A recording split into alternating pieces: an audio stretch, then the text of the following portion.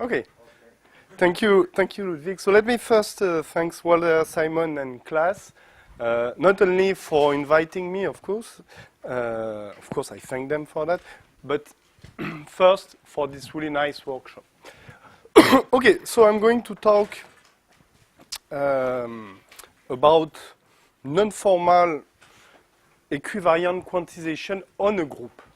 So the space will be already a group, and when you are in this position plus other condition, I'll show you how to construct locally compact quantum group in a Feynman algebraic setting. So as an introduction, let me start with just to remind people the notion of locally compact quantum group in the setting of Feynman algebra. So this is the theory of Kusterman-Wess.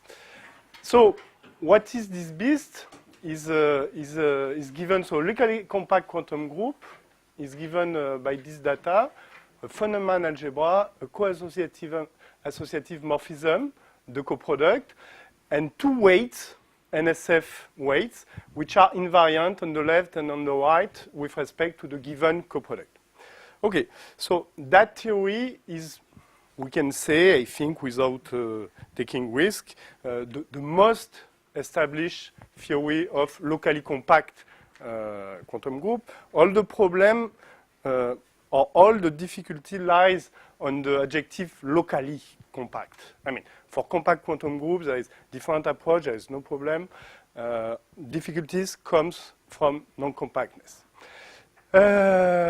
Yeah, an important output of that theory is a duality, a Pontryagin, something that generalizes the Pontryagin duality.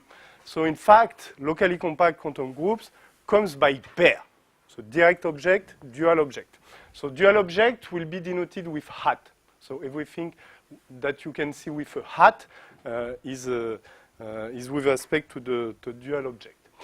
But of course, this notion has two important pathologies. First one is that it's a measurable theory and not a topological as it should be, or more more particularly, the problem is that you have to assume the existence of the weights, left and right invariant, and it's not a result like for ordinary group, locally compact group, and compact quantum group. And the second problem, so I'm not going to fight with this against this pathology. The second problem is that there is very, very few examples. We could count on fingers, on one hand, the number of examples. There is one family which has to do with matched pairs, but which is somehow very far from the group itself. And then there is examples constructed by Voronovich, and yes, so there is really a couple. So, and that's on that direction that I would like to do something. Okay, so but with respect to the the lake of examples, so things changed a little bit a couple of years ago, 6 years ago, following the work of Kenny de Kommer, which proves something very important, which is obvious, from a purely algebraic part, but not at all from an analytical point of view, which is, so there is this notion of dual unitary two co-cycle for a locally compact quantum group G. So what is a dual unitary two co-cycle? Is an element, a unitary element of two copies of the Feynman algebras underlying the dual quantum group, which satisfy these two co-cycle conditions. So it's a non-formal Drinfeld twist, if you want. So what is obvious is that you can deform, so at the level of the dual, the coproduct in this way, while keeping co-associativity. But the problem was to construct invariant weights starting from the undeformed one, which are now invariant with respect to that deformed coproduct. And Danny Decomer in 2010 managed to prove, to construct such a weight. So now there is a machinery. So if someone is able to produce such an element, then you can deform the quantum group you start with by passing by this machinery plus duality. Okay? Well, so far so good. But the open problem is to construct such element. In fact, in Decomer's work, he provides only one example of such a beast, and which is not based on a group, but already on a, I mean, it's a very, very interesting example, which is already based on a quantum group. In fact, what it does construct is a dual unitary 2 co-cycle from the compact quantum group SuQ2. So, okay, so what is also very important in that single example, even though, I mean, it's already at another higher level because it's a deformation of something which is already a deformation of the group, SuQ2. What is important in his example is that it shows that this, his construction, by the way, it belongs to him, do not preserve compactness. SuQ2 is a compact quantum group. And from the unitary dual 2 co-cycle he was able to build up, he produced a non-compact, locally compact, non-compact quantum group. Okay, so that's the open problem, to construct such an object already on a group. I mean, the first thing to try to do, the first natural thing to try to do is to start with a group and to build a non-compact group and to build a non-compact quantum version of this group. And there is what I call an open solution for this open problem, which is given by non-formal equivariant quantization on a group. So this brings me to the first part of my talk. So that was, if you want, my introduction, which is what we want to do. So I will not state anything in the first part, and I will just try to explain you what certainly and so there is other people, let me give the name first. So Pierre Bielavsky, so that's part of the we, but there is also Francesco, which is working on that project since a couple of years, Axel de Courzac, plus some Philippe Bonneau and some PhD student. Okay, so, yes? I have not understood the graph you were Looking for, yeah? Yeah, could lead to a triangular quantum group, whereas SuQ2 is quasi-triangular. So, what is the explanation for that? If you interpret it as you apply the twist to what? To the coproduct. So I applied the twist Undeformed? to the undeformed coproduct. I mean, it depends what you start with. Yeah. So if you start with a group, Yes. you start with, for Kenny, you start with any locally compact quantum group, which can be a group, which can be given by the ordinary data algebraic, Feynman algebraic version of the group, okay? And you construct a quantum group. But you can also start directly with a quantum group. It's purely functorial, there is no limitation. But the problem, so he produced one example, which is a deformation in that setting of an object which is already a compact quantum group, which is a compact quantum group. And what I want to do, because, I mean, there is I will show you the first example of that object in the case of a group, of a non-compact, non-abelian group. Of course, if the group, yeah. So he applies this twist to already a quantum group. Yes, yes. So it remains quasi-triangular. Surely, surely. So the real difficulty is to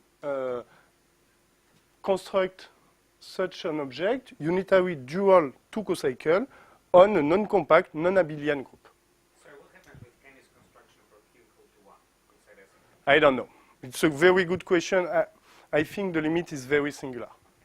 I think. But I mean, it's really, it's hard work. It's hard analysis behind, and I don't know the details of this precise construction. Sorry. Okay. So, to explain you what I mean by non-formal G-equivariant quantization on a group, G, I will try to do something very silly. I will try to forget about geometry. So I will try to, because it's also important, because after all, groups are not Lie groups. They are topological groups, locally compact topological groups. So I will try to erase from my memory what I learned from school about differential geometry, about Lie groups, something which is merely impossible. And I mean, we'll see that it's in fact, indeed impossible at the end of my talk. Geometry will just reappear spontaneously.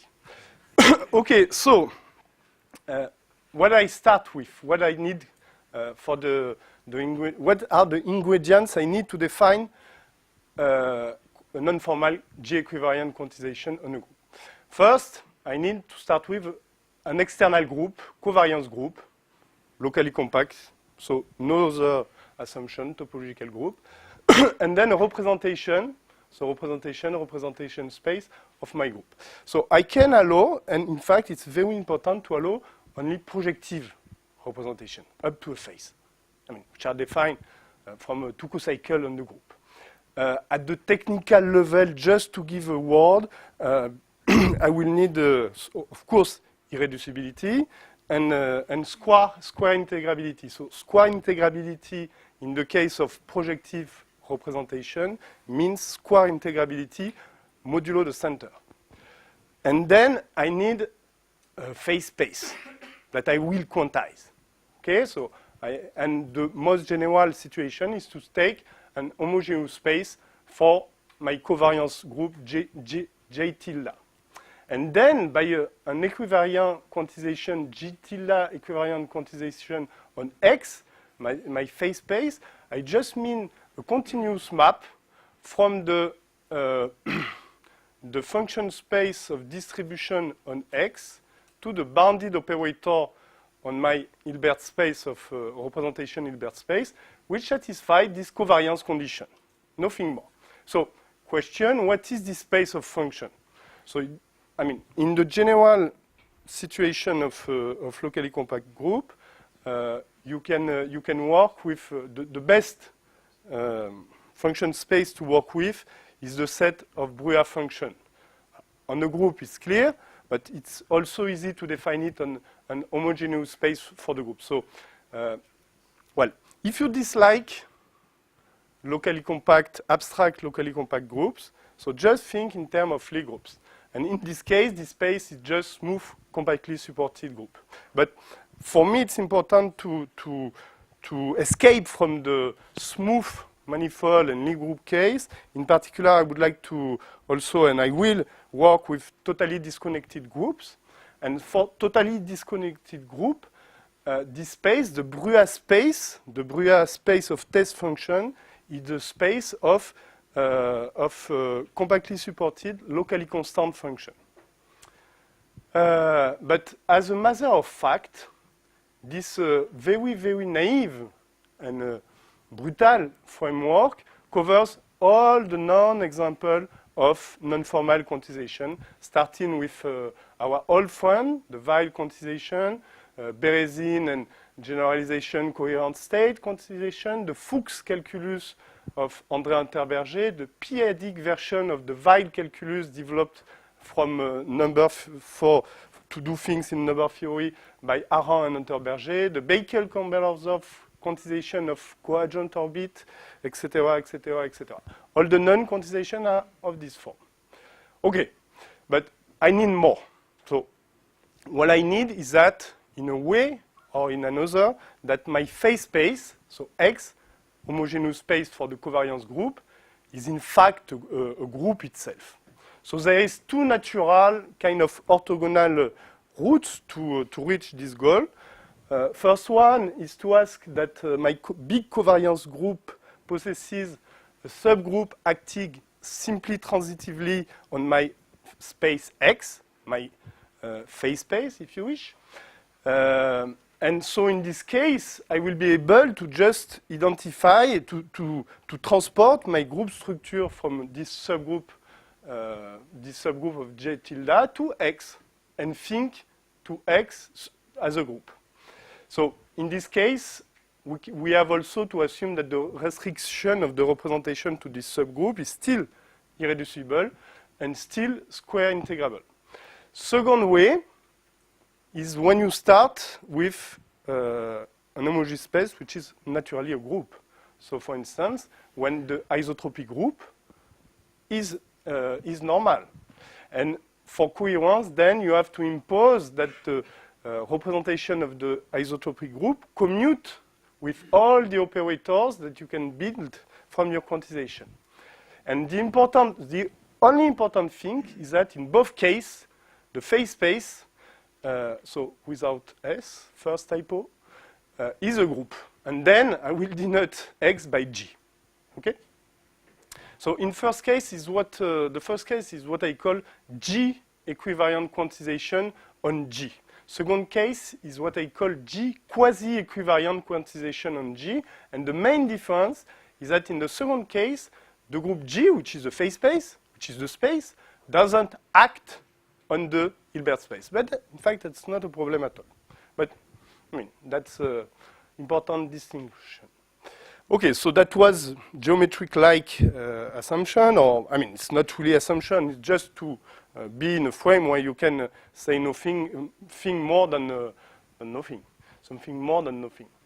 Then I need some analytical assumption, and it's from this analytical assumption that the geometry will appear naturally, even though if you are not in a differentiable setting.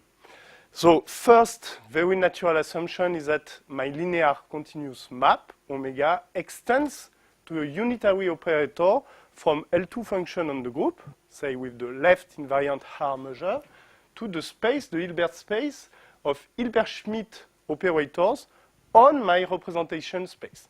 So this assumption alone excludes all the compact groups when they are not finite, because compact groups has only finite dimensional representation. So L2 of a finite dimensional Hilbert space is finite dimensional, whereas if the group is not finite, L2 of G is infinite dimensional Hilbert space.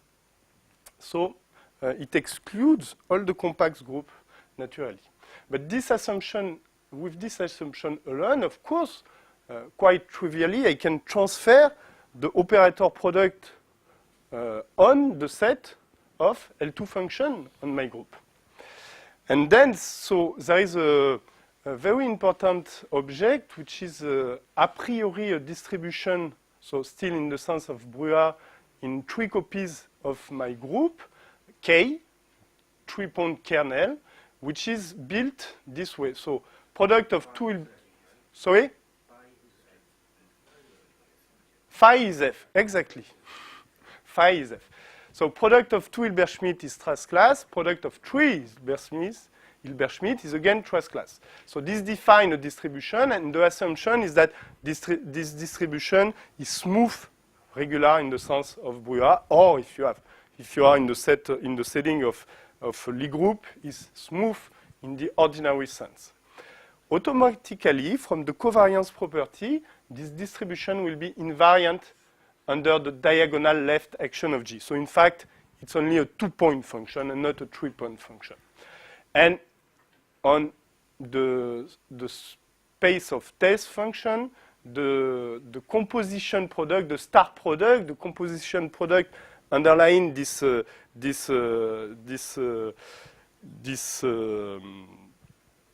pseudo-differential calculus that is behind has this form. And this is really this object that will be interested for me. Okay, so now come to the examples. So the paradigm is the following. So you start with a self-adjoint operator, not necessarily bounded, capital sigma, on the Hilbert space of representation of the covariance group, big group. And you ask that this, so if you are in the second case where the phase space is obtained by dividing the covariance group by a normal subgroup, you ask that the isotropy subgroup commute with this operator. And you define this guy, so you just conjugate your unbounded operator. So, okay, I'm not taking care at the present time of meaning of the integral and also meaning of this operator, because when sigma is unbounded, you cannot in general conjugate with those unitary operators. But however, in the example, it will be manageable. But that's the idea of all the examples I have listed before is that it is enough to construct a quantization map to fix one single operator. And everything you will construct from this.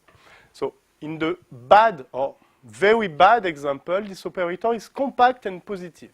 That's the case in Berezin quantization, where this operator is just a rank-one projection. In good example, like Weil, Unterberger, Fuchs calculus, this operator is bounded and self-adjoint. So that it is bounded in the Weil calculus, in fact, comes from the fact that you can see the Weil calculus. So, yeah, by the way, where does the Weil calculus precisely sit in this framework? You take G abelian R to the 2n, and you take a projective representation given by the restriction to this subgroup of the Schrödinger representation of the associated Heisenberg group. So you take the Schrödinger representation of the associated Heisenberg group. You restrict to R2n, and it defines a projective representation of R2n. And Weil quantization, it's there. In very good example, so Baker, Campbell-Horsdorff-like quantization and what will follow, this operator is unbounded, still self-adjoint, but unbounded. In fact, so in the case I will handle, in the example I will give, this operator always this form. It's essentially associated with a single object on the space. Okay, so I have a distinguished subgroup Q of my group G that I will think as the configuration space, and I will realize my representation space as L2 of this subgroup. And so these operators sigma I will manipulate are essentially associated with an involution on that space, smooth involution in the case of Lie group, but in general not. And there is something in front, so it's a square root of a Jacobian of some yes. So it's just think as a special function, positive function here. And in general, those operators, so multiplication by unbounded function, composition by an involution are unbounded. But they are not too bad, because if you square it, if you have control on the domain, if it happens, and it will be the case that this operator preserves its domains, you can square it, the involution will disappear, and you will end up just with a multiplication operator, which is very easy to deal with hard analysis like prove unique essential self-adjointness, etc., etc. Sorry, before you move on, why do you rank these examples in that way? I would say the opposite. Berezin is the best behaved quantization. No. I mean, the bad example is included in the good example. No. The very good example. As far as I read it. No. So bad example. Okay, I think the question is what do I call Berezin, for instance, a bad example? It's a bad example because there is no way to fit with that assumption. So in fact, if you want to fit with that assumption, you are, and the group is non-abelian, you are almost forced to manipulate unbounded operators. So that was just what I mean. It's very strange. If L2 of G only depends on G, and the other thing depends on the representation phi, why would you have this unitary expansion? Because it will pop up an example. Bad examples, of course. Well, for quantum groups, you'll see it will be good example. So let me go on. Bad and good and devil, we'll see later.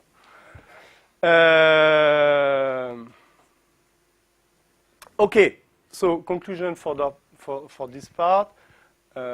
So the non-formal quantization I'm interested in are, associated with very few objects at the end. And you can do essai-error method. You pick a group, you pick a student, you pick a group, you pick a representation, an operator, and you ask him to compute if it's satisfied, and you play all over your life. But it's not what I'm going to do, to pick students for give them this work, but just to produce concrete example of locally compact, non-compact quantum groups out of these things. Okay, so now why does it is, what is the connection with quantum groups? Well, so I pick the 2-point kernel associated with my quantization. So this is an intrinsic object once I have defined my sigma, my representation, etc., etc. And this, to start with, formal integral is a natural candidate for a unitary dual two-co-cycle, a dual unitary two-co-cycle on my group G. In fact, two-co-cyclicity for this operator is, say, formally equivalent to the associativity of my star product. Just the same. So I solve the equation just by a stupid transfer from associativity of multiplication of operator on Hilbert space to function on my group. And so then, of course, you have to give meaning to this formal integral and to prove that it is indeed a unitary. If you succeed, everyone is happy. You have produced one more example of locally compact quantum group. So to cut or to mimic Gianni, so the slogan here is that what seems to be deep, it's not. To solve the equation of two-co-cyclicity, if you start with, very hard to solve. In fact, it's trivial. And what seems to be trivial, question of unitarity of an operator, in fact, it's not. It's really deep, as I will show you a bit later. Okay, so we come to part 2, what we have done. And here it's really we. I gave the name already, and I'm certainly not alone in that thing. So the main, or you can say the only class of group for which we have successfully realized this program is the class of negatively curved Kählerian Lie groups. So why? It's rather by accident. So what is not an accident is a deep result of Piateczky-Shapiro. So Piateczky-Shapiro, maybe you know, solve by the negative Cartan conjecture about symmetricity. So the conjecture was that every bounded homogeneous domain of Cn is a symmetric manifold. Okay? And Piateczky-Shapiro solved negatively this conjecture, in fact, by exhibiting a family, which is here, of solvable groups, which acts by B holomorphic transformation on each bounded homogeneous domain and prove that because of this classification result and acts in a simple transitive way, that it cannot be that there is non-symmetric bounded homogeneous domain. So what are these groups precisely? So they are constructed from building blocks. The building blocks are very simple. They are just the AN part in the Iwasawa decomposition of the simple group SU1N. So here, let me remind you that the nilpotent part Nj is just a copy of an Heisenberg group, which can be in dimension 0, so just R. And A is one-dimensional, so it's just R. And the action, in fact, it's really concrete. On the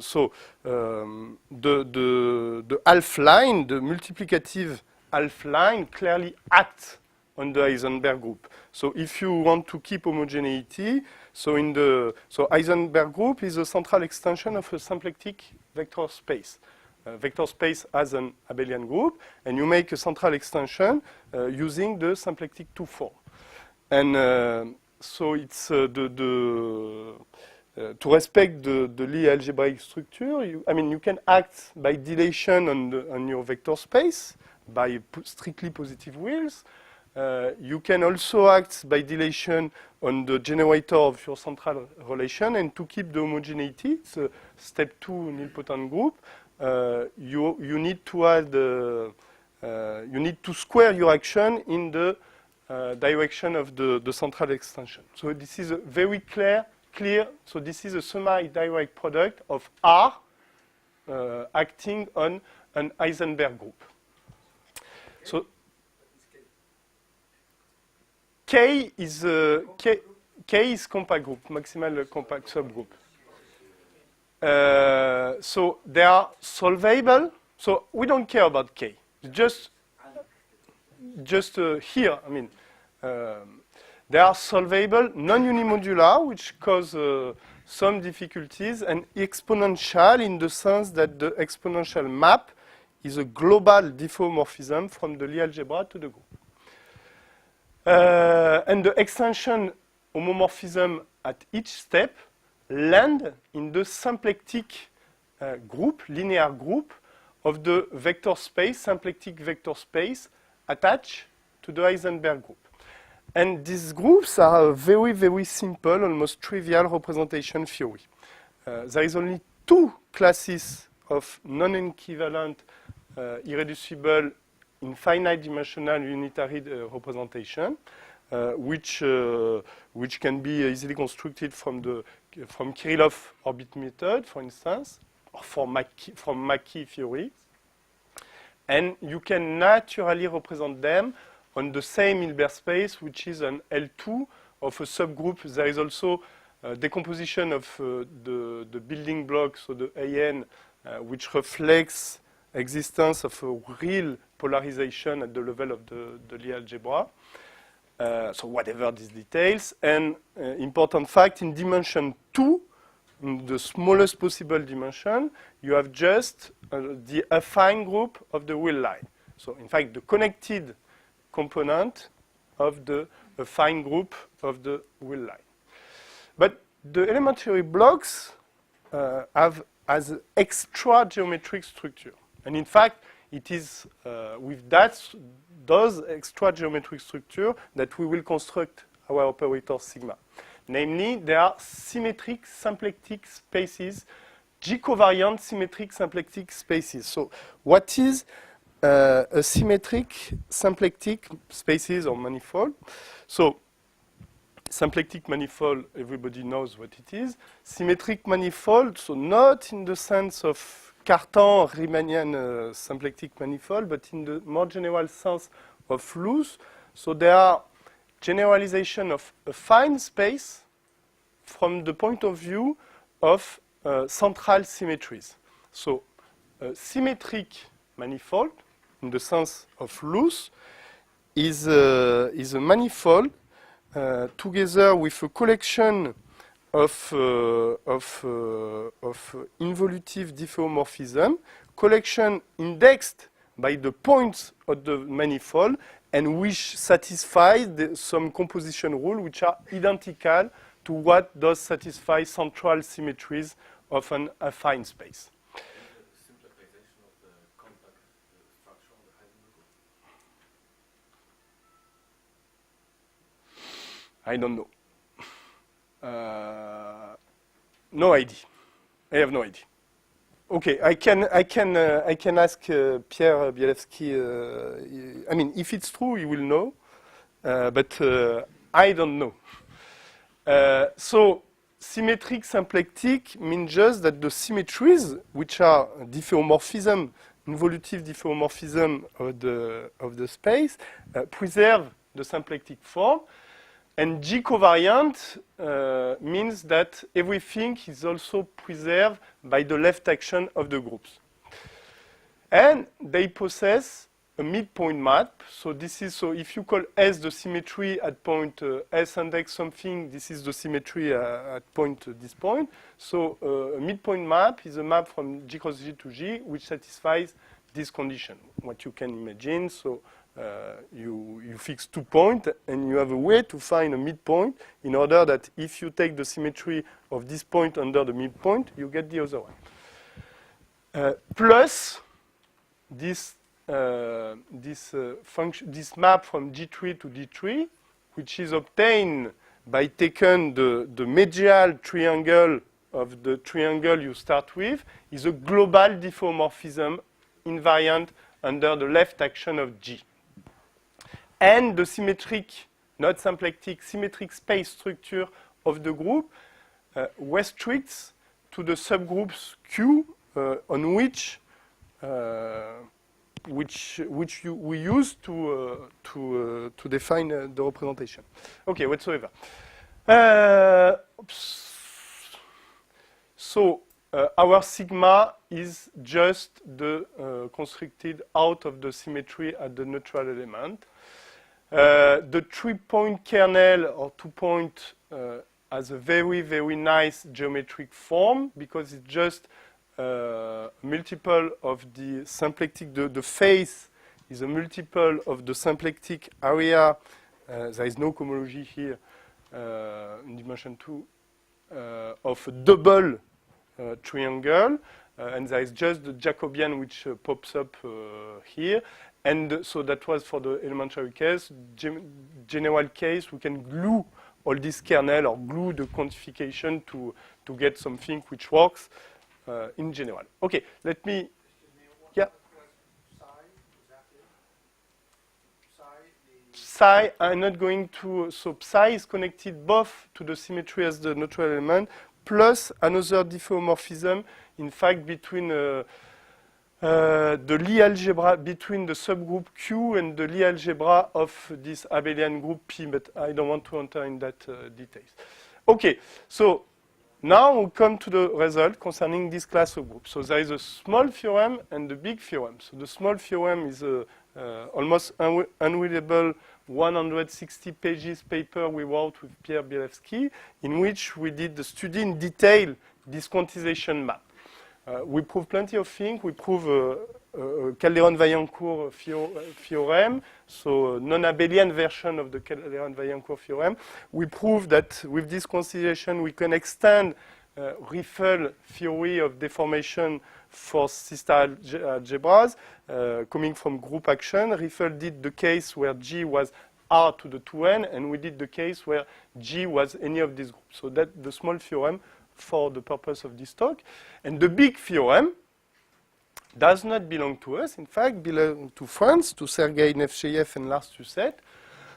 We observe that the candidate, the natural candidate, so you start to define it as a quadratic form, etc., etc. Natural candidate, I show you from the 2-point kernel to get a unitary 2 cocycle is indeed unitary. I mean, then big theorem can be proven is in 3 pages. I mean, it's just a standard thing to prove that an operator is unitary. the proof is nothing, but the result is really, really important because this is the very first example of a unitary dual two co-cycle on an abelian groups. Okay, so now comes, say, the variation. So I have 15 minutes left.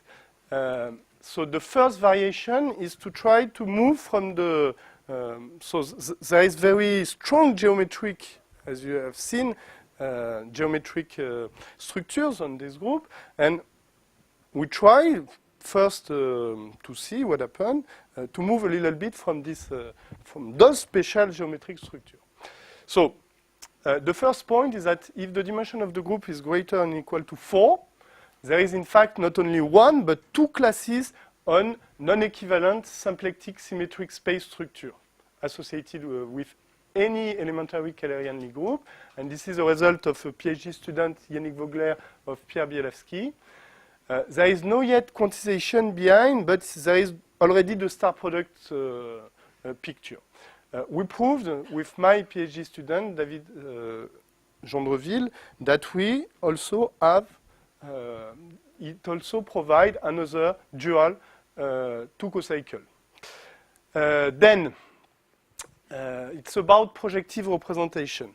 So Axel de Coursac, and another PhD of Pierre proved that the group cohomology in degree 2 for the Piatowski-Shapiro group is non-trivial if and only if there is more than one factor in the Piatowski-Shapiro decomposition.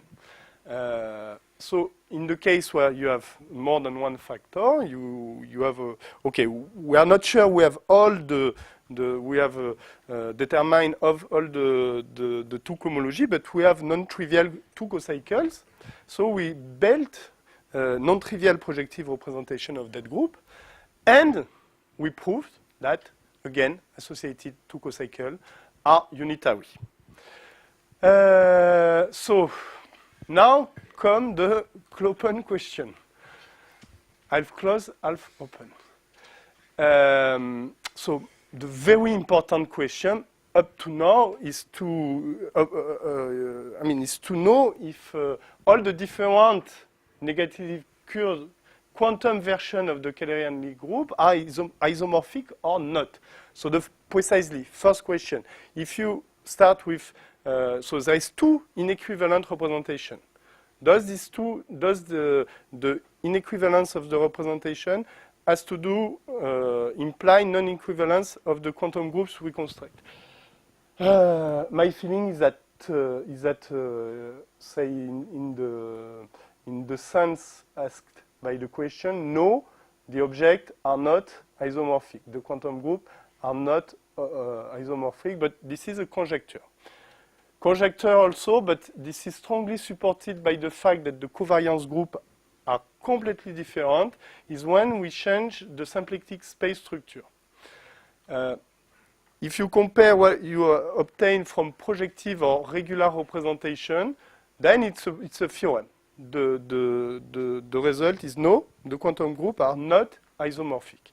And this comes from the Duflo-Moore theory, extended by Agnello to the case of projective representation.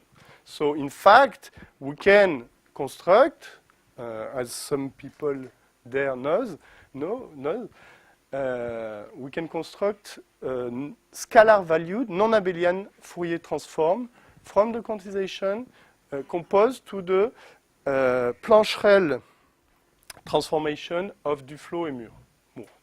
Or of, and the point is that so in fact, the star product, the standard, the one I show you quickly using the ordinary representation and ordinary symmetric symplectic structure. So the scalar Fourier transform, non-abelian scalar Fourier transform we can build, in fact, goes from L2 of G to the direct sum of two copies of L2 of G, and this transformation intertwines the star product with the convolution product. But when we go to projective representation, we can do the same, but it intertwines this new star product with this information with a twisted convolution product. So no way they cannot be equivalent objects. So another variation, so which is a work in progress. So from now, all the groups itself or the covariance groups are solvable. In fact, we can move, again, there is not yet a quantization picture, but only a star product one, to a covariance group, which is the full SU1N. And there you can also formally define two cocycles. Problem is that it seems not to be unitary. I mean, it is not unitary, and there is a hope that it's invertible, but it's a work in progress. Okay, maybe I'll tell something about this later. Variation trees to forget completely the geometry. So in my point of view, all the geometry, in fact, came from this operator sigma. So the idea is to take an arbitrary or almost arbitrary operator sigma. So, and as a motivation, so let me explain you quickly the Becker-Campbell, what I call the Becker-Campbell-Hausdorff quantization of an exponential Lie group. So take a Lie group which is exponential in the sense, again, that the exponential map is a global diffeomorphism from the Lie algebra to the group. Assume also that G possesses a coadjoint orbit on which the group acts simply transitively. The group always acts on coadjoint orbit, not necessarily transitively. Transitively, but not necessarily simply transitively. Take the representation associated with that orbit from the orbit method, constant, Kirillov constant Souriau method, and define this quantization. So you take the representation, you integrate over the Lie algebra, you take the representation composed with the exponential map, you take the Euclidean Fourier transform on the Lie algebra, you take a function which is C infinity compactly supported on your orbit, you apply the ordinary Fourier transform, everything is easy to do, identify the orbit with the group, and what you obtain, you obtain a J-equivariant quantization map, which is in fact associated with an operator sigma, as I show. So this program we did realize with Pepe Gracia-Bondia and Joe Varilli long time ago, in the case of the affine group of the wheel line. In this case, there is only two orbits, so two representation. So we have the quantization is the operator capital sigma from which the quantization is associated is really clear.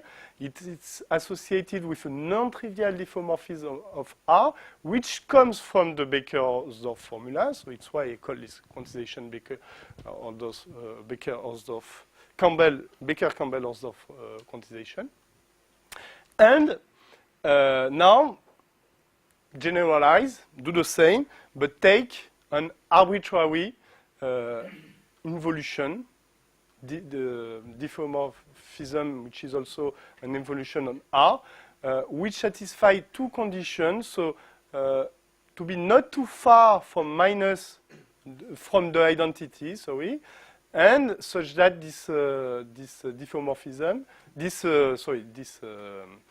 smooth map is also a diffeomorphism, and define this operator. You do some computation. You have a covariant quantization. You can compute exactly the kernel, the two-point kernel of this quantization.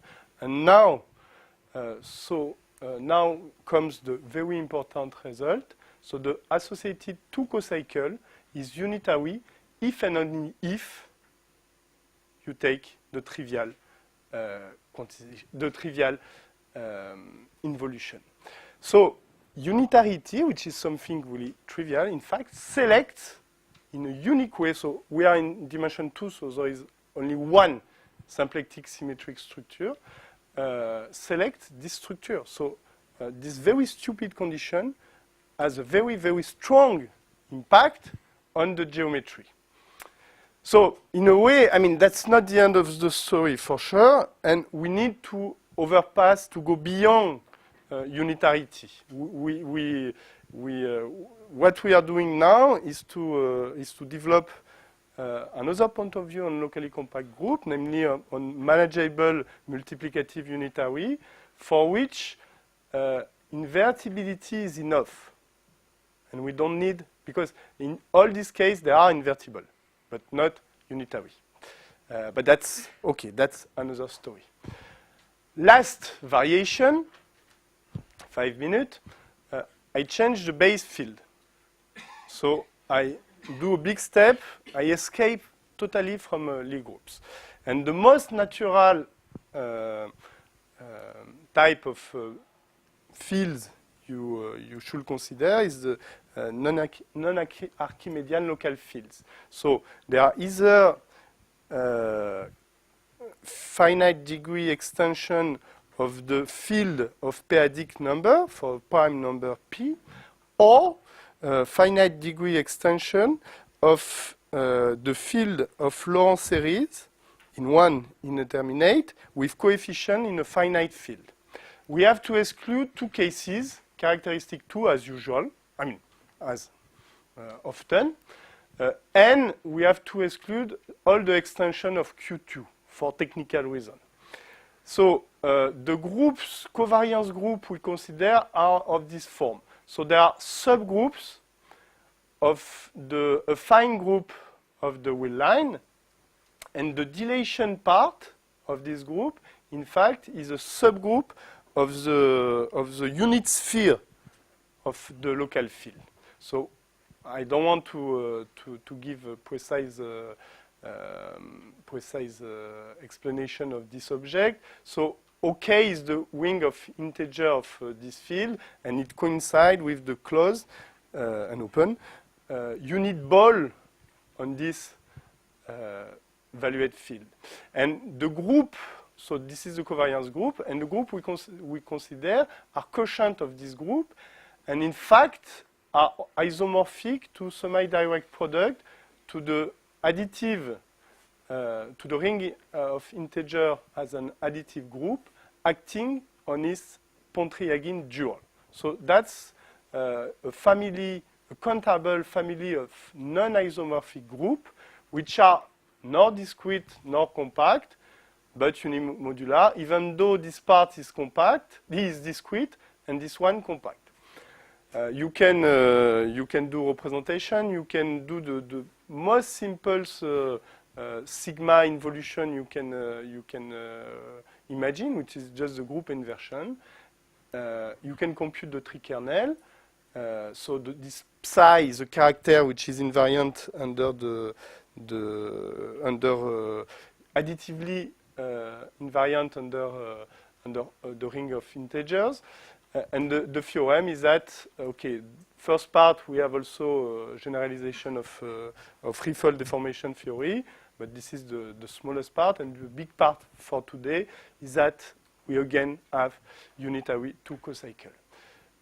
And then comes part B of my talk, but this is a joke.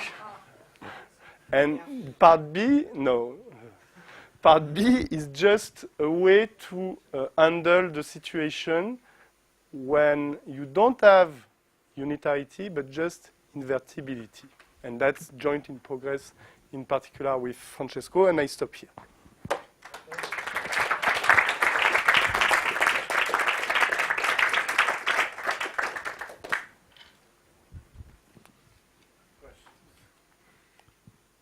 So once you construct these unitary 2 cycles and you twist the common group, do you have any idea what this object looks like? Are there nice examples for the system as well?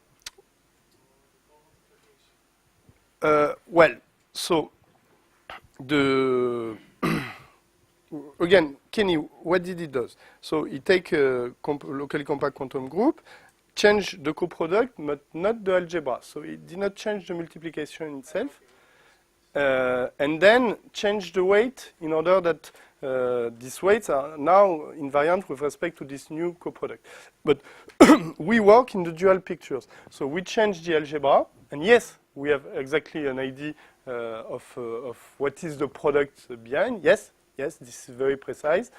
And this duality procedure, so the coproduct is unchanged, and the weight is tricky. For the weight is tricky. So yes, we have a precise control of. Dual algebra changes, I guess, right? Dual C-star algebra. Sorry. So if you twist the dual C-star algebra will change, right? Not here. Not here, because I mean, it depends if you are in the direct framework or in the dual framework. But in our direct framework, the algebra change, the weight change, not the coproduct. Because in the dual picture, it's. So does it, maybe going on back to this question, Hmm? so does it mean that you have these examples of Kenny, the cover that you started off with, can you obtain them in your method or not? Starting with No. I mean, I don't think so, because then you need to define to fit with my picture. I will need to define quantization on quantum groups. So no.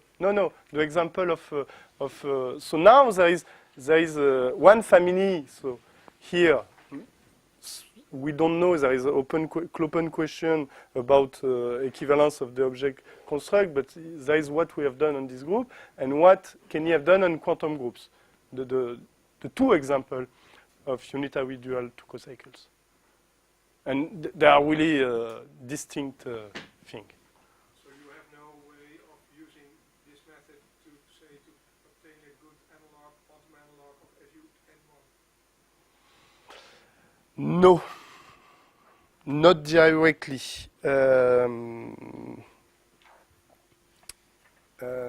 Well, I mean, not with the full. Okay.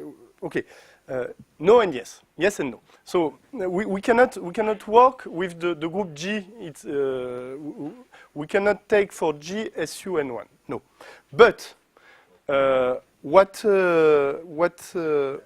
works here works in fact for any groups possessing one of our groups as a closed subgroup, meaning that we deform just a part of the group. So in this case, because there are subgroups of SU-N1, yeah, we can define them, but just in a partial way. So it's why I didn't even mention this almost trivial fact. All the group possessing as a closed subgroup one of these group, the unitary dual cocycles will provide also unitary dual cocycle for them, but in an almost trivial way. So there's no link to the quantized universal enveloping algebra in the dual setting? No. Very different things. You cannot embed your star product in one parameter deformation. Yes, we do. In fact, there is a parameter. So, but I just wanted to concentrate on representation theory of the group itself. But if you start with the representation theory of the big covariance group, then which in the simplest case is in fact in 2 dimension is in fact Poincare in 2 dimension. It comes, representation theory comes with a real parameter, which is the mass. And in fact, our quantization, our procedure can be indexed by a continuous parameter. And but what we already proved, which is almost trivial, is that if you have two values of the parameters non-zero, which have the same sign, then everything is unitarily equivalent. So, and this is trivial. But But on the advanced level, yeah. can you compute the quasi-classical limit? Yes, but so from a C-star from a C-star deformation perspective, what the only thing we were able to prove is that we have a lower semi-continuous field of C-star algebra over the base, which is R, given by this parameter. We don't have full continuity. We were only, I believe, it's continuous, but we were only able to prove lower semi-continuity. So, and this lower semi-continuity, if you look at the details, it gives you a semi-classical limit, which is what you can expect, because it's a symplectic manifold, symplectic group, so the Poisson bracket coming from this structure.